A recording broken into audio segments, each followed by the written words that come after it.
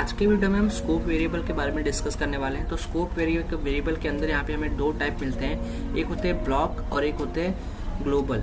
तो सबसे पहले हम ब्लॉक स्कोप वेरिएबल के बारे में डिस्कस कर ले। तो ऐसा वेरिएबल जो हमें किसी फंक्शन के अंदर क्रिएट किया हो उसे हम ब्लॉक स्कोप वेरिएबल कहते हैं। कुछ इस तरीके से हम यहाँ पे एक वॉइड फंक्शन बनाते हैं जिसका नाम दे देते हैं माई फंक्शन। उसके अंदर हम एक इंटीजर वेरिएबल को क्रिएट करते हैं एक्स नाम का, जिसका वैल्यू हम यहाँ पे 10 दे देते हैं। अब हम सी आउट की मदद से सिंपली इसको एक्स को एक्सेस करने की कोशिश करते हैं कुछ इस तरीके से। अब इंट मेन के अंदर हम सिंपली माई फंक्शन को यहाँ पे कॉल कर देते हैं माई फंक्शन।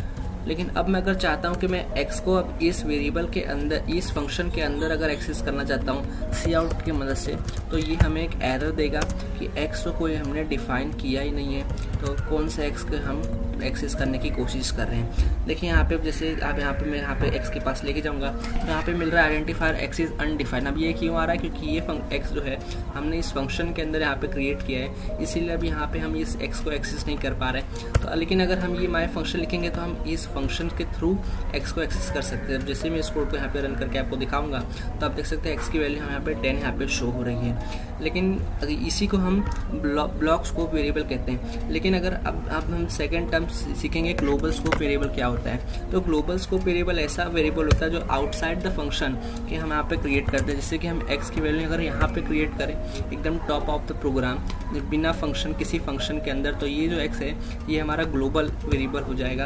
अब मैं चाहूँ तो इसको इस फंक्शन के अंदर भी एक्सेस कर सकता हूँ, किसी दूसरे फंक्शन के अंदर भी एक्सेस कर सकता हूँ। जैसे कि मैं यहाँ पे इस फंक्शन के अंदर भी यहाँ पे इसको एक्सेस करने की कोशिश करता हूँ तो आप देख सकते हैं कि यहाँ पे x जो है हमें यहाँ पे अभी कोई भी एरर यहाँ पे शो नहीं हो रहा है। अब यहाँ पे हम इंट मेन के अंदर भी एक्सेस कर रहे हैं और हम यहाँ पे माई फंक्शन के थ्रू भी x को यहाँ पे एक्सेस करने की कोशिश कर रहे हैं। आइए अब इसका यहाँ पे कोड रन करके देखते हैं कि हमें क्या आउटपुट यहाँ पे स्लो शो हो रहा है। तो आप देख सकते हैं हम दोनों फंक्शन के थ्रू x को यहाँ पे एक्सेस कर पा रहे हैं। क्यों? क्योंकि यहाँ पे हमने x को ग्लोबली यहाँ पे स्कोप वेरिएबल बनाया है। तो यही होता है स्कोप वेरिएबल C++ में। आई होप आपने आज की वीडियो में काफ़ी कुछ सीखा होगा। ऐसे ही इंटरेस्टिंग वीडियो के लिए चैनल को सब्सक्राइब कीजिए।